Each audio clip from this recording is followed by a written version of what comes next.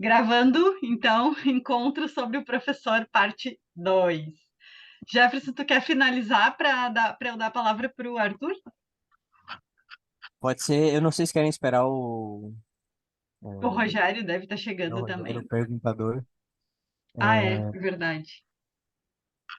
mas se o Arthur quiser perguntar e aí eu termino de responder o Rogério e sigo. Ah, ele entrou. Chegou aí agora. Eu ia falar pra gente esperar o Rogério mesmo.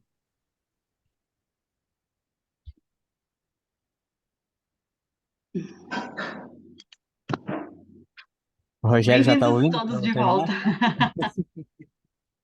Tá, perfeito. Então, terminando. E aí esse aluno falou que queria ser feliz com a Saveira, a namorada, enfim. Aí eu perguntei, mas tu conhece o EJA, né? Por que tu continua vindo na escola? Aí ele falou, não, é porque meu pai me obriga, né? E aí eu falei, tá, mas o que que tem que meu pai te obriga? Ele fala, que se eu quiser ter casa e comida, eu tenho que continuar vindo na escola, né?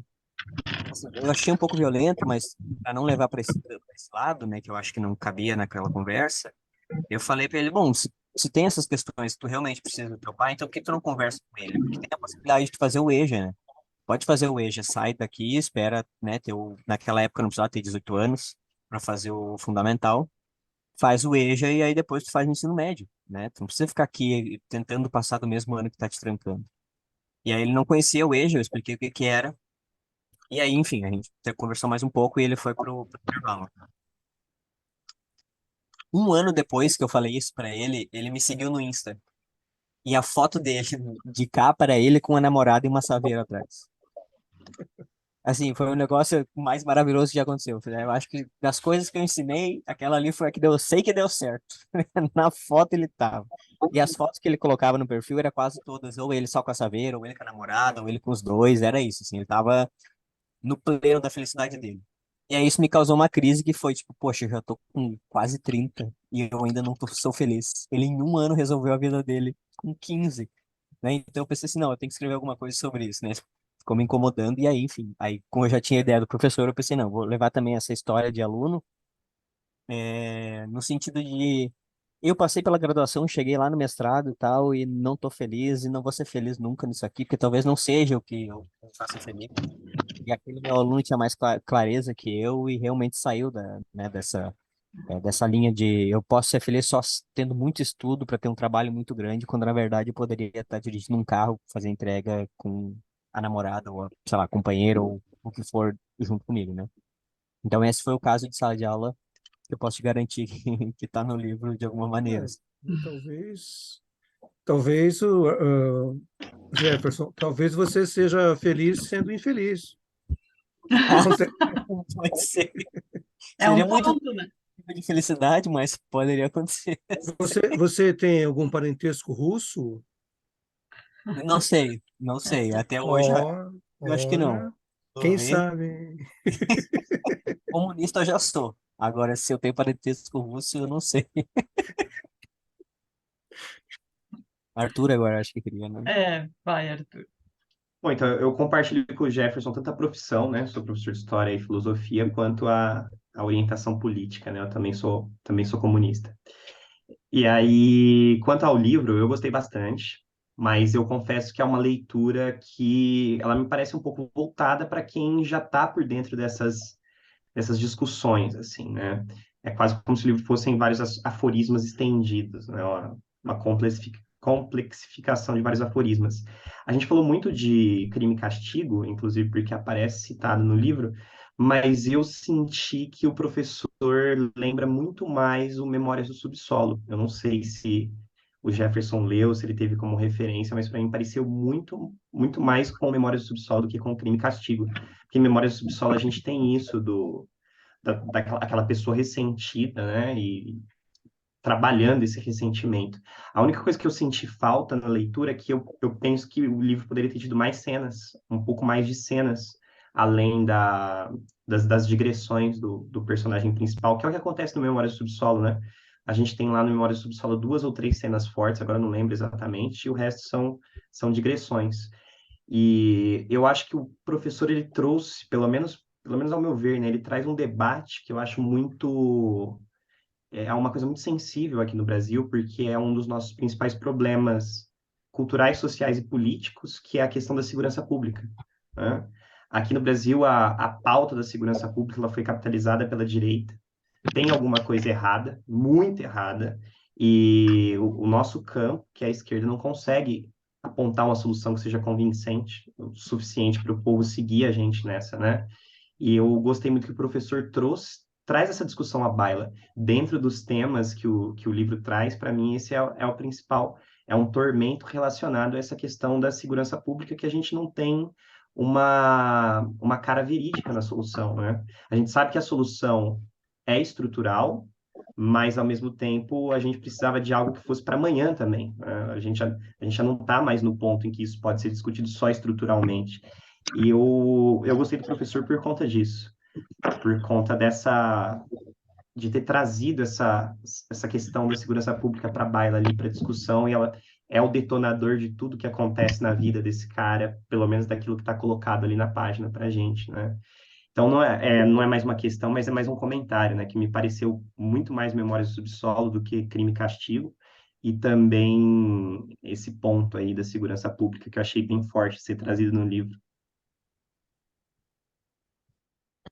É, dizer que eu pensei em segurança pública, mas eu pensei em realidade de Brasil, assim, em relação a como é que ele poderia cometer esses crimes, né? Sendo um professor, no sentido de que professor não é classe média, então professores não podem cometer crimes, né? Se tu fosse classe média alta, talvez alguns crimes se podem cometer, né? E aí a solução que eu encontrei foi essa corrupção policial, né?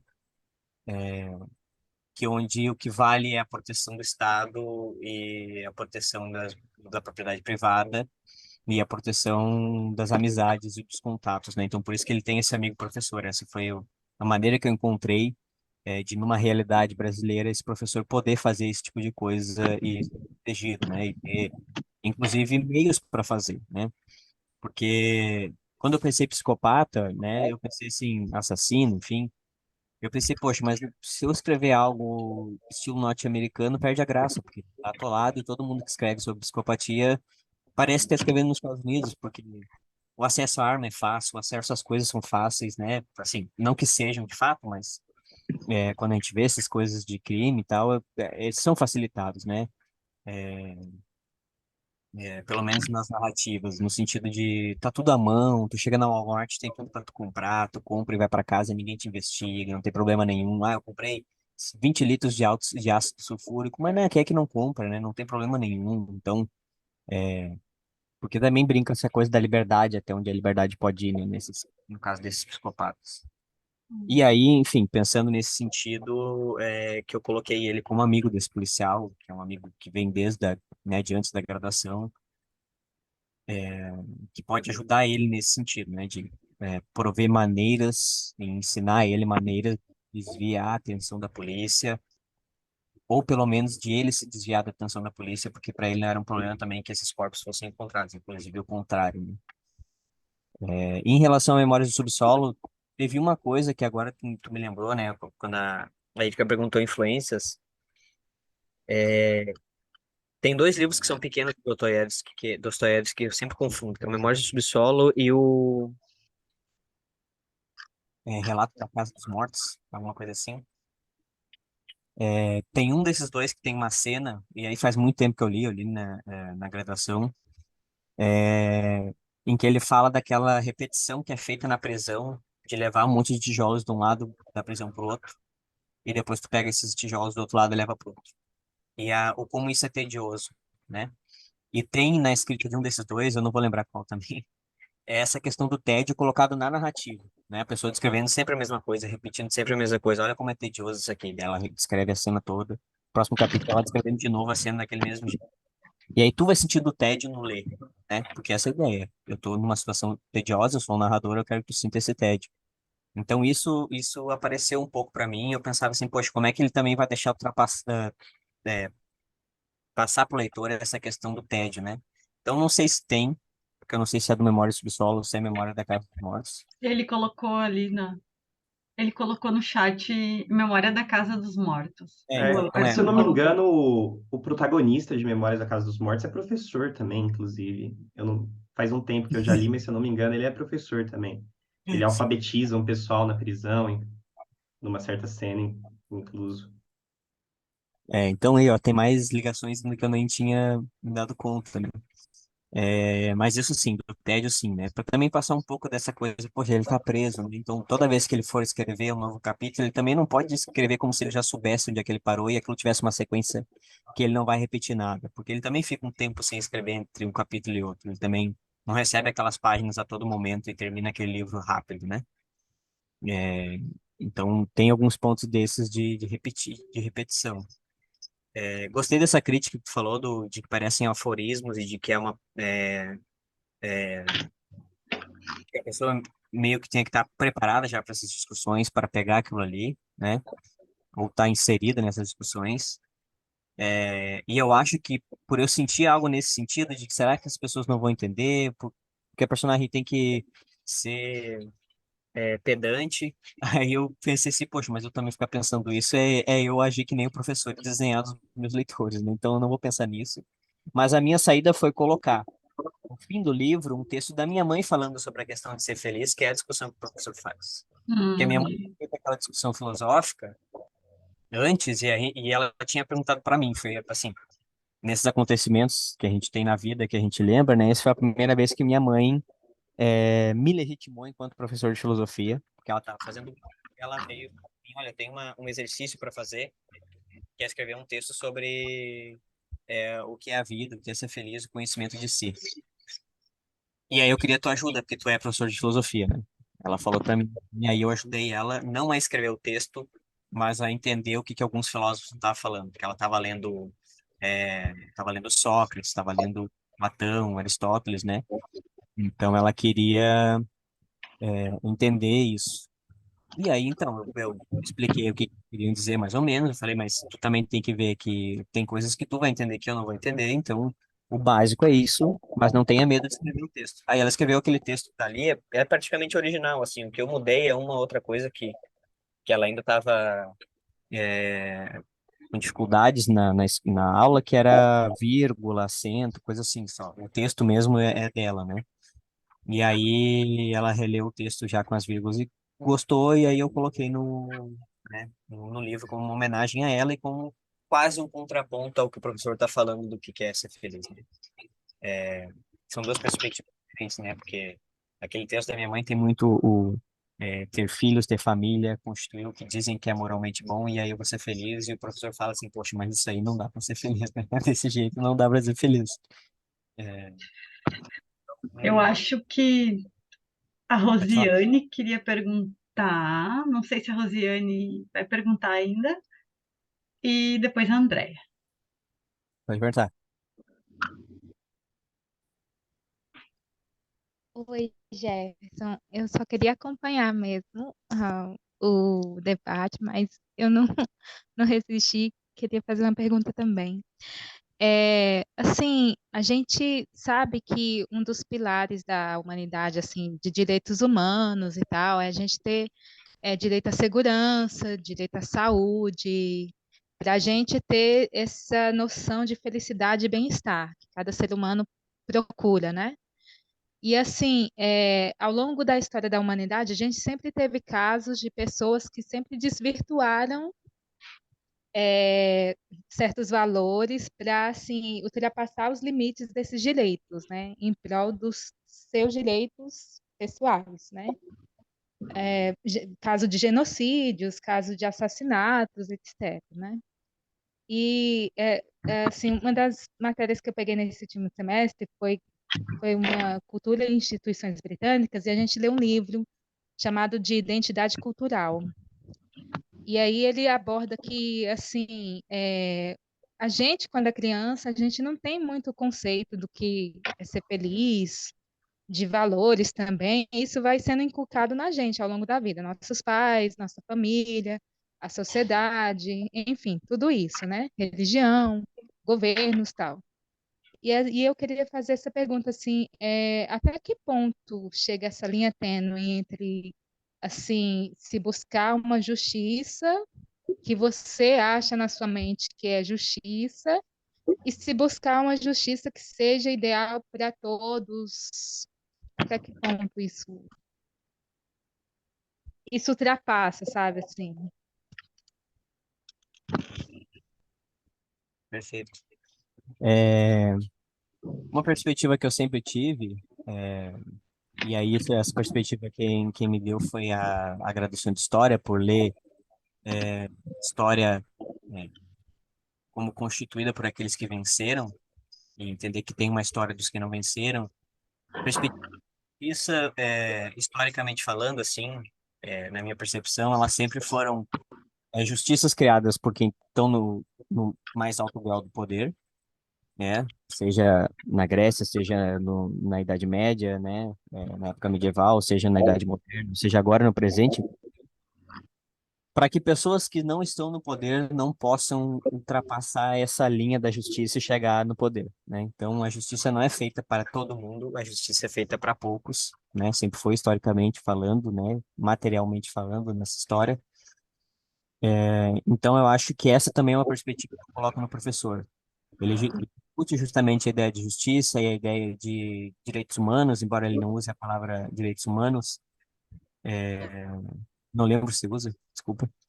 Mas é essa ideia de que ele entende que essa perspectiva de justiça é só para que algumas coisas não sejam cometidas por algumas pessoas, porque essas coisas fazem parte da humanidade e elas vão ser cometidas, mas a justiça, ela vai criar um fruto de quem pode e quem não pode fazer.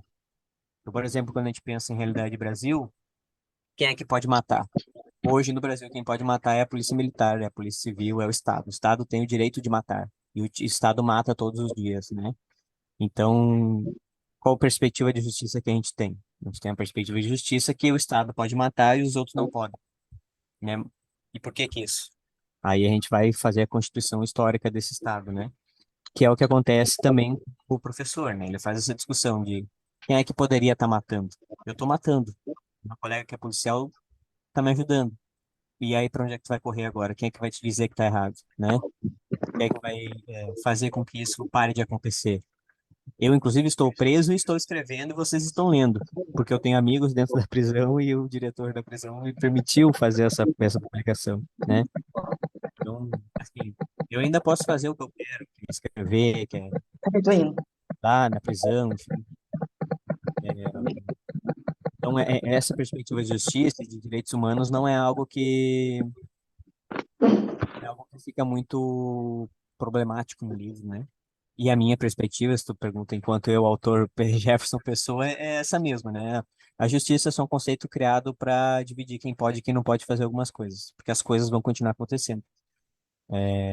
Mas isso pensando numa perspectiva de justiça, eu acho que mais do Estado burguês que a gente tem hoje, da monarquia e de tudo que veio antes. Não que vai deixar de acontecer algum dia, mas assim, dessas questões históricas que já nos mostraram que foi assim, né? Não de que isso nunca vai acabar, de que não pode mudar, mas historicamente falando, pelo menos em termos de Ocidente, é isso que acontece, assim. Acho que terminou essa parte. A Andrea. A Andrea também quer comentar ou fazer alguma pergunta. Oi, pessoal. Jefferson, parabéns pelo seu livro. Adorei a Arma do Crime. Eu sou professora universitária, né? Escritora também de suspense policial, e eu achei muito crível imaginar alguém que nunca matou matando com martelo, né? E gostei depois da simbologia do martelo e tudo mais.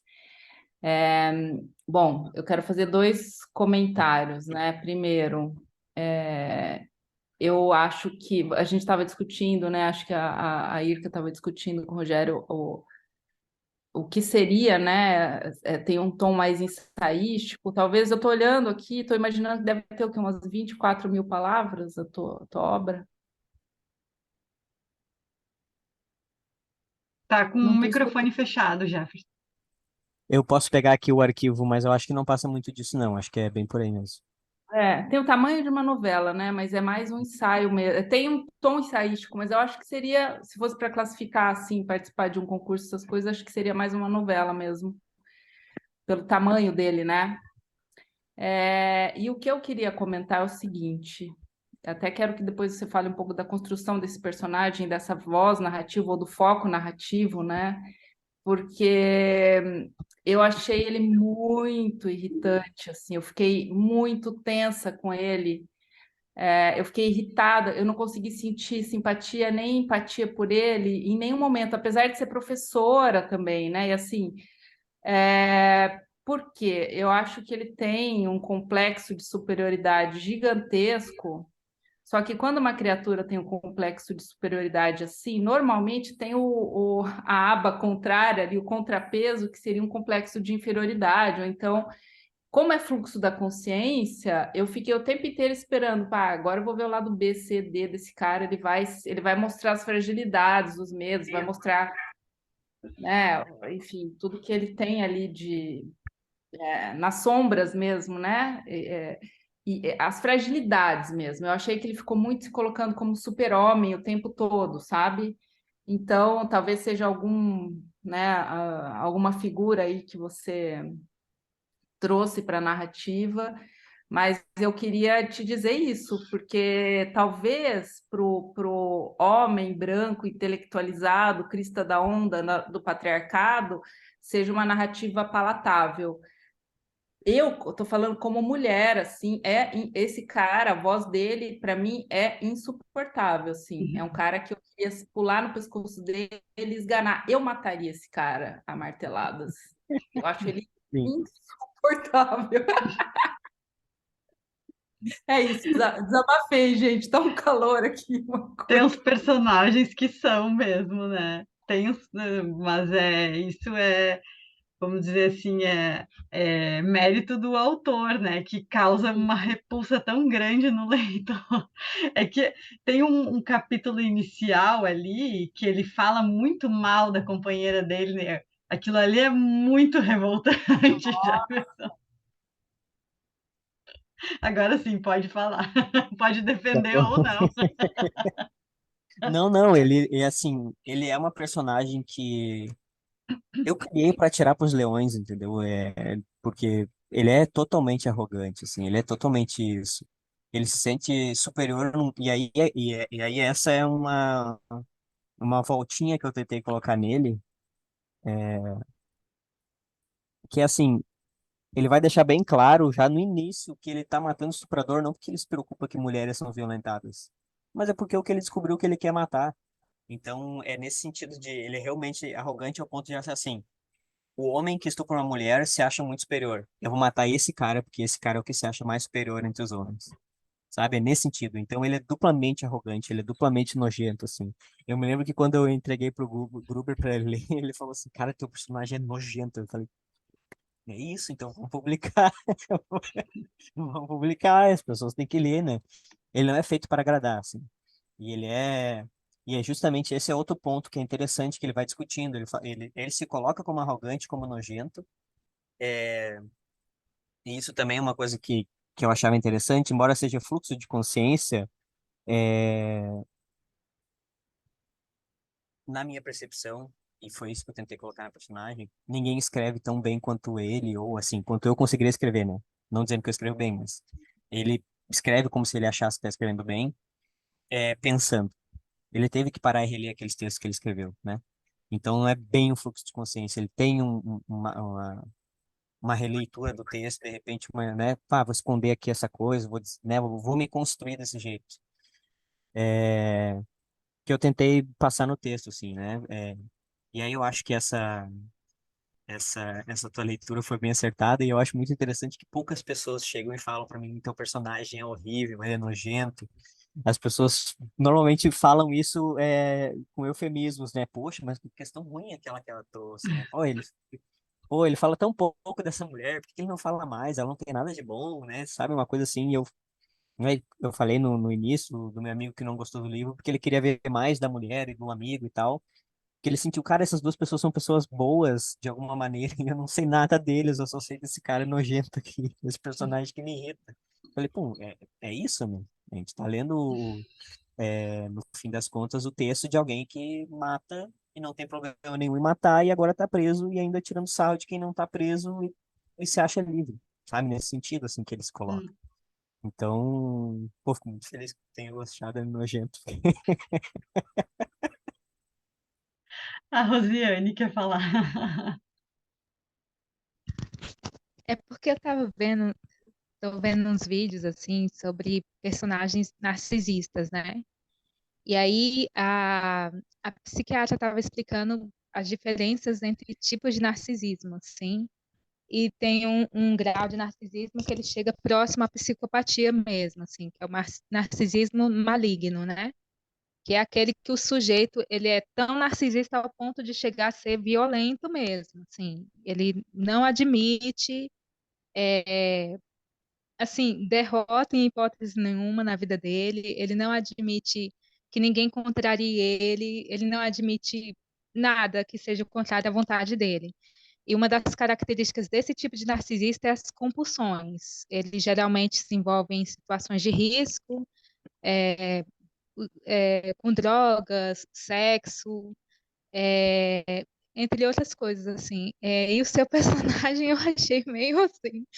Então, assim, é muito difícil a gente é, pontuar, né? Ah, esse aqui é um psicopata, né? Não, esse aqui é um narcisista e tal, mas eu achei ele muito, assim, próximo dessa característica, entendeu? Assim, do tipo que a pessoa se sente tão superior ao ponto de assim, não, se não for do meu jeito, eu vou tirar a vida de quem não me agrada, assim. Eu vou. E assim, engraçado que no vídeo a psiquiatra explica bem assim que esse tipo de narcisista, ele também tem uma característica de ser extremamente vingativo.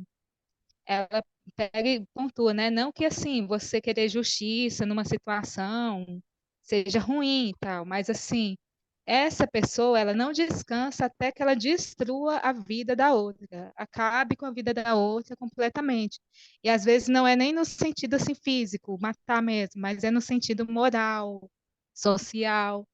E aí a gente vê isso muito em políticos também, né? Assim, muito em pessoas de autoridade também, esse tipo de narcisismo. Então, eu achei ele muito nojento por causa disso, assim, também.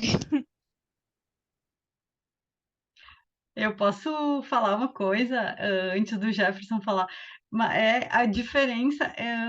Não sei também, não sei classificar, né? Mas achei interessante isso que a Rose falou, porque o caso dele, ele não tem um alvo específico, né? Como se o alvo fosse toda a humanidade, toda a sociedade, né? Então, não sei se não seria mais um sociopata, alguma coisa assim.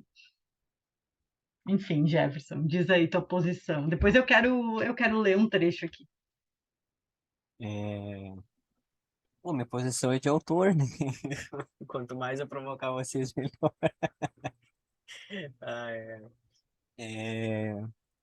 Ele faz também uma brincadeira no final, ele fala, ó, eu terminei de escrever e agora esse livro vai ser publicado, eu não sei como, se vai ser assim, do jeito que eu escrevi, se vou tirar ou não coisa, como é que vai chegar em vocês, né? É, que eu acho que também é quase uma coisa narcísica dele, de tipo assim, olha, eu quis escrever isso aqui mais para eu refletir sobre o que aconteceu também e eu colocar no papel quase como se fosse um diário meu, e agora azar.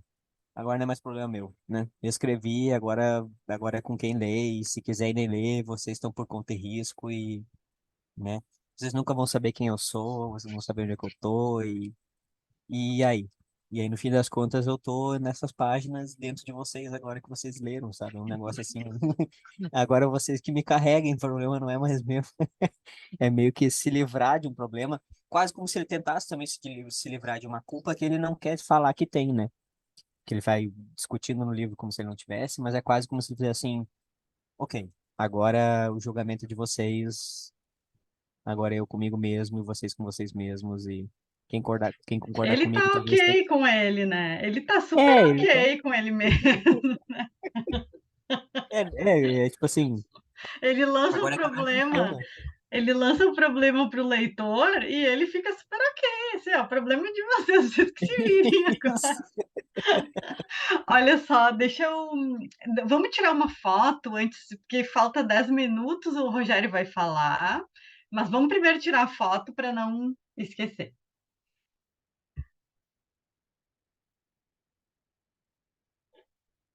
Um, dois, três e.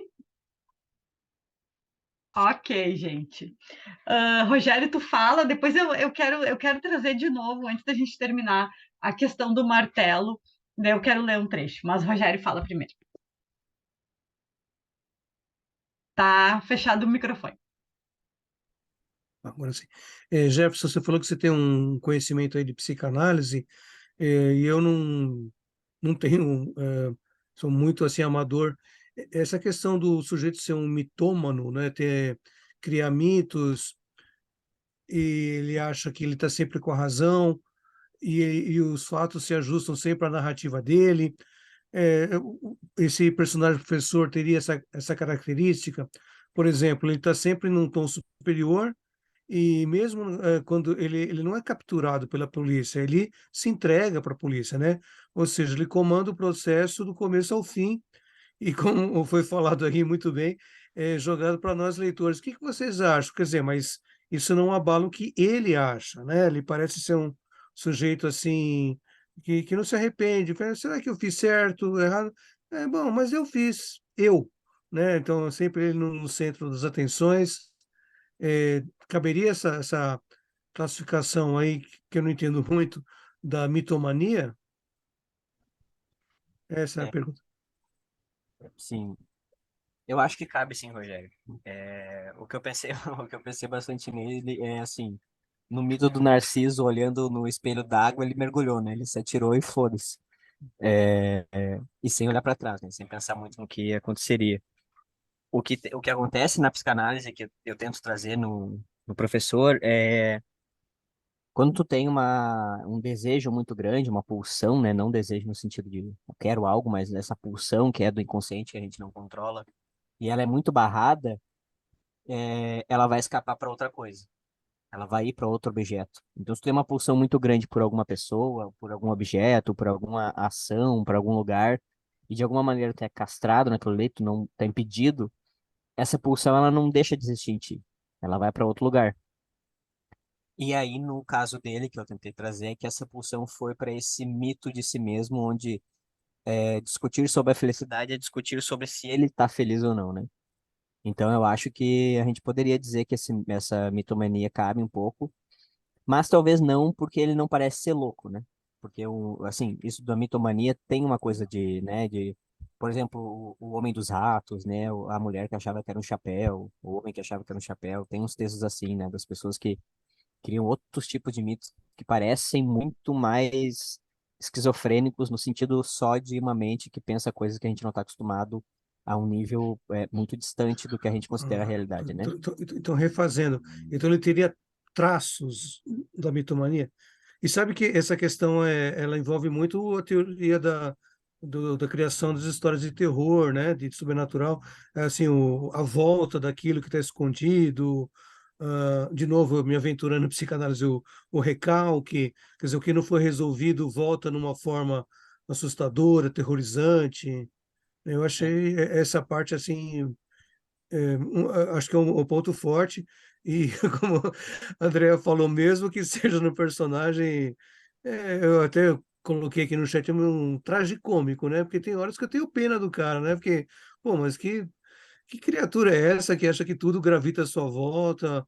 Assim, os jornais, né? Eles não estão certos em me definir. Quer dizer, eu sei como me definir, eu vou me entregar, porque eu sei como resolver a questão. É sempre esse eu aí grandinho, né? Complicado. Sim. Inclusive ele se entrega. E aí essa foi uma tentativa de dar um teorzinho um pouco apoteótico. Ele se entrega ouvindo Coriola As, no Overture a- do as, é, clássico, assim, como se ele fosse um grande evento, né? Que não, não, ele mesmo construiu aquela cena toda de se entregar, né? eu acho que você fala do Coriolanus, em outro trecho, mas quando ele se entrega, acho que você fala da sétima do Beethoven. Já Pode olha ser, aqui, te digo. pode ser, É, pode ser. ele É, imagina uma coisa super cinematográfica, a polícia levando ele. Ele é assim, ele se imagina como num filme de Hollywood. É uma coisa muito impressionante aquele trecho mesmo. É uma das coisas que eu queria trazer. Aham. aliás, quem, Ele é, ele faz quem essa puder, brincadeira. quem puder algum dia assistir o filme Zardoz, de ficção científica, onde que a Sétima Sinfonia tem um papel muito grande, tá? Ah, vou assistir, Tá Zardoz, bom. que legal. Zardoz. É um filme novo, de 73, 72, Novo, novo, ontem. novinho, novinho. Não, isso também é outra. Eu queria falar do martelo, mas não vai dar tempo, porque nós estamos nos 4 minutos finais e agora a gente vai só finalizar. Mas leiam o livro para descobrir o que eu queria falar do martelo, mas é uma simbologia muito forte no livro que a Andrea trouxe, e eu marquei vários trechos, inclusive trechos que me remeteram muitas coisas de psicanálise. Ah, mas isso esse negócio das sinfonias também é mais uma, achei eu, né? Mais uma característica que torna ele bastante pedante, assim. É quase como se ele dissesse ao leitor: me imagine, mas de tal forma. Eu quero aparecer no teu imaginário dessa forma. E essa parte também me remeteu um pouco ao Hannibal, né? Que o Hannibal é um assassino em série super Refinado. refinado. Eu parei um pouquinho para pensar se o Hannibal é pedante. Ele é pedante também, mas ele é um pouco diferente. É que ele se mostra de outra forma, né? Só duas Ele, curiosidades rapidinhas. A primeira é que eu fui assistir Hannibal finalzinho do ano passado, nunca tinha assistido. E aí eu assisti olha, e pensei, poxa, Hannibal realmente é um pedante. Agora, E a outra é que ano passado também começou a dar aqui no Rio Grande do Sul um cara que matou, sei lá, o amante e a mulher com marteladas e várias pessoas me mandaram, meu Deus, o professor existe, o professor está no Brasil, o que está acontecendo? E aí eu só falava, eu falei assim, eu não posso elogiar essa notícia porque é muito errado. nossa, só uma coisinha, o Hannibal é bem diferente o livro original, tá? Do Thomas sim. Harris, da questão do filme. É uma das raras vezes que eu digo que acho que o filme ficou mais interessante que o livro original. Tu tá falando do Hannibal ou do Silêncio dos Inocentes, Rogério? Porque É eu só li o. Eu estou falando do primeiro, do Silêncio dos Inocentes. É que o primeiro Não, esse livro eu é li. Dragão Vermelho. O É, primeiro é livro verdade. Na sequência é seria o Dragão Dragão Vermelho, Vermelho. Silêncio dos Inocentes, Hannibal e Hannibal A Origem do Mal, na literatura, né? Nos Isso, filmes na eles fizeram literatura. outras coisas. Eu só li eu não li o Hannibal ainda, eu só li o Silêncio dos Inocentes, mas eu gostei muito, assim, Sim, da, mas é da que o parte literária. Hum, personagem é bem mais sofisticado no, é. no, no filme, né? Aliás, falando nisso, a série também é interessante, como já falamos lá no WhatsApp. Eu fiquei curioso de ver o livro de receitas. Do- do- Bom, É, aqui a série eu acho que glamourizou total daí o Hannibal, né? Ele é, virou, sabe? são encenações as mortes, né? É, é. É. Jefferson, tuas palavras finais. Te dou 1 minuto. Tá bom, não precisa tanto. Eu queria só agradecer vocês, assim, vocês trouxeram perspectivas muito interessantes, algumas coisas que eu já tinha pensado, mas não tinha desenvolvido tanto quanto a leitura de vocês desenvolveu. E eu acho que principalmente, assim, essa contribuição de vocês vai me ajudar a pensar nesses outros contos e, enfim, essas outras coisas que eu vou escrever a partir do professor. Enfim, eu espero poder enviar para vocês o quanto antes. Opa, Ótimo. Gente, espero. muito obrigada. Obrigada pela presença e já vou publicar aqui a nossa conversa. Próximo encontro é 1000 placebos e depois roxo. Não percam, vai estar muito legal. Um beijo. Valeu. Tchau, gente. Obrigado.